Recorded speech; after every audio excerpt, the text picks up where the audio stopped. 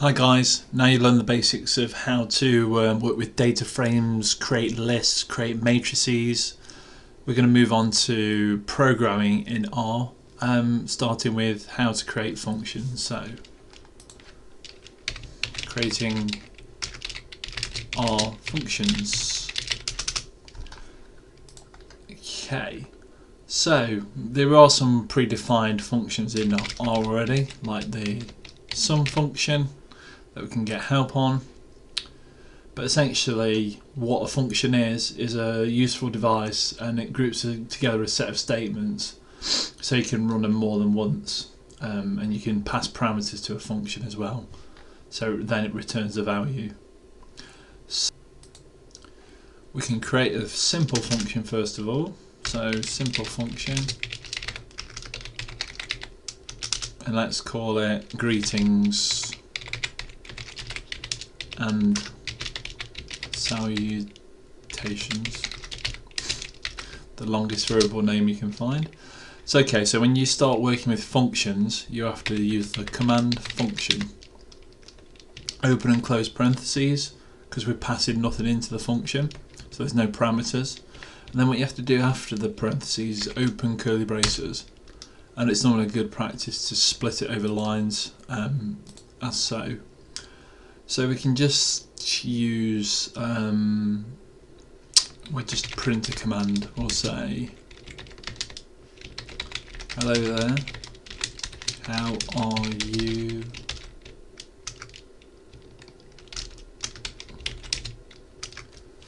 And then when we then call this function out, so greetings and salutations, we should just get this printed into the console window. Hello there, how are you? So yeah, that's worked. So I print that again. Function print hello there, how are you? If I wanted to extend this function to add a parameter, I could have greeting with name, and then we could go function. And this time inside the parentheses I'm going to specify name of person, and then I'm going to open brackets, and then we're going to print out. I'm going to use the paste command to merge hello there, so the text string hello there, with the value of the name of the person. So essentially whatever they pass into this function will return hello there, say Gary. So we'll show you how to, I'll show you how to do that. So okay, close that one off. So then if I go, let's just see if that runs successfully. Yeah, that's worked. So now if I go greetings, so, no, not that one, greeting with name, isn't it, with name, and then pass, there you go, name of person. So I pass what the person's name is, so say my name's Gary, hello Gary. So if I run that now in the console window, let's just extend that a bit and move that down. It should give me hello there Gary, because I've used the paste command to append the name of the person onto the end of it. I could also replicate the sum function, so, or actually that's the subtraction function. Everyone does the sum function. So I could say subtract values, subtract val we'll call it. We'll have a function, and we'll, inside the parentheses we're going to just say val1 and val2. We're going to open up our curly brackets, and then I'm going to print out, the result. So we could say val1 take away val2. Let's see if that runs successfully. Okay, so now when I use this function, so using the subtraction function, I'm going to pass in two parameters because we've got two parameters specified. Subtract val, and then as you can see, the name of my variables val1 and val2. So if I say 152 and 150, and then for the second value, obviously I don't need to enter minus because it's already in my function. 150 minus 25. So that should give me 125. Okay, so that what essentially that does. It passes the values up to this parameter, so value 150 goes up to value 1, 25 goes up to value 2, then value 1 and value 2 are specified as value 1, subtract value 2. If I wanted to specify a default value in the function, I could use the, let's have multiply function, func we'll call it, multiply func function, and then we'll have value 1, and then we're going to set it equal to 20. Actually value 2 will set it equal to 2, so everything gets multiplied by 2. Val 1 will be whatever's passed. So now if I open and close my curly braces, and I go, I'm going to go value 1, sorry, I'm going to go print, so return value 1 times by value 2. Okay, that should work. Okay, so when I use this now, it'll give me only one command. So value 2 by default is equal to 2.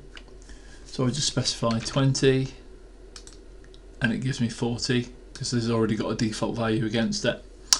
So I don't need to specify, but I can actually then overwrite that value by 3, I believe.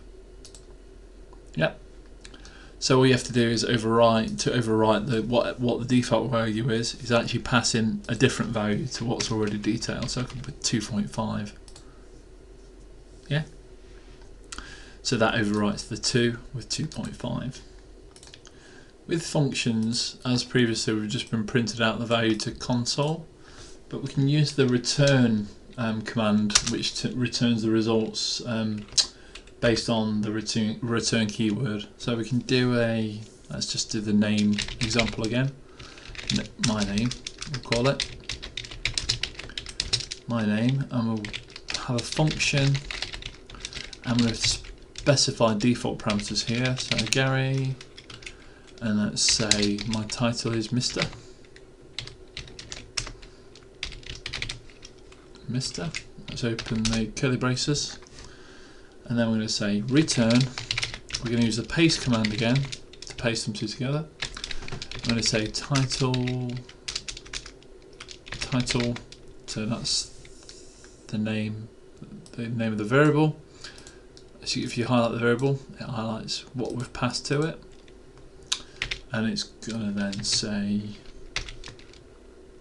Mr. and we're going to put a full stop there or a period, and then we're going to say what my name is. So now that returns there, and then we can just say print out my name, and it should say Mr. Gary. The difference there is you don't have to pass any values to it at the end, and it actually just returns the result. We could now assign a different version to a variable, so we could call it a new name, and all we'd have to do is use the my name command and set some other default. So I'm going to say Kerry, and then I'm going to say Mrs., which is my wife. Okay, and then all I have to do is print a new name out, because I've assigned it into memory. It's there, Mrs. Kerry. So when I print it there, it will say Mrs. Kerry. So that's the difference. It allows you to allocate it to a variable. Next we're going to talk about variable scope inside a function. So variable scope. Basically, it's scopes used to describe how objects and variables are defined within R. When discussing scope with functions, as a general rule, if the variable is defined only inside a function, then its scope is limited to that function. So we'll use an example below. We'll use power of 3, so a cube root. I'm going to use function. I'm going to call it myval, and then we're going to go open, close curly braces. We're going to return the result as a variable, result of power, we're going to call it, and we're going to say whatever the myval is, so whatever's passed to the function in the parameters, myval, or parameter, myval to the power of 3, so the cube root. And then we're going to go return whatever's in the variable. So then what that means is the scope of the variable, so the scope of the variable is inside the function, so only commands within the function will be able to use it. I'll show you in a second. So power of 3, and we're going to say 2 to the power of 3, 2 times 2 times 2. Okay, so it says it could not find the function. Ah, okay, because we've got to run that. Sorry, that's not right. So it gives me 8. If I then try to use another variable from inside the function, so if I try to use result of power and print that out to the console window, I'm going to get an error. So it will say not found the result of power, because it's only available inside the function, i.e. it's only available to anything that's passed to the function, so you won't be able to use these outside because they're not known as global variables. So I'll give you an example of a global variable in a minute. So when we talk about global variables, if the variables are at the top of the function, so say here, then they're global because they're not within, they're not private or only accessible to that function. So to make a global variable, I'll call it global var. I'm going to say hello, the globe is massive. And then we're going to use another global variables, call it global description. And I'm going to say, yes, I am. Next, going to say, yes, I am global. And then we're going to use the function. So we're going to say,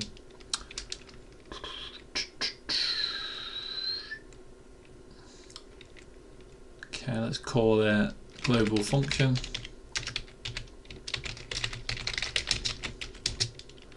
And let's pass in the global description inside as a parameter. Open our curly braces again. We're going to print global val. We're going to reassign what the global description is.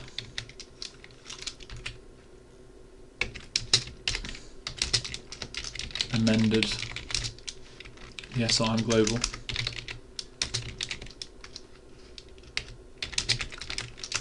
Oops, I am global. And we're going to print out what is the global description now.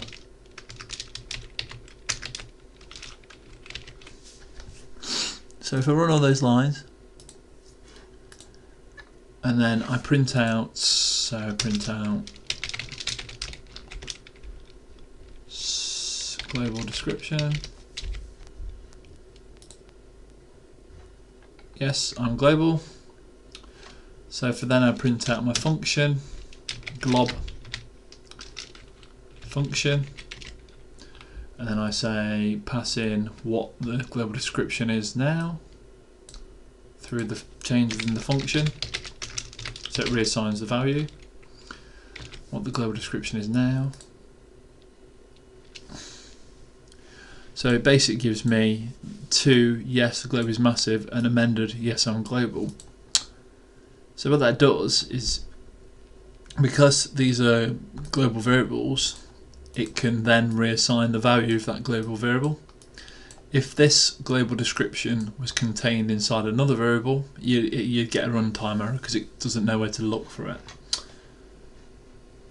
So essentially that's what happens. That's if you want to make the good rule is, if you want to make it available to the function itself within scope, so it's private to that function only, then define the variable inside the function.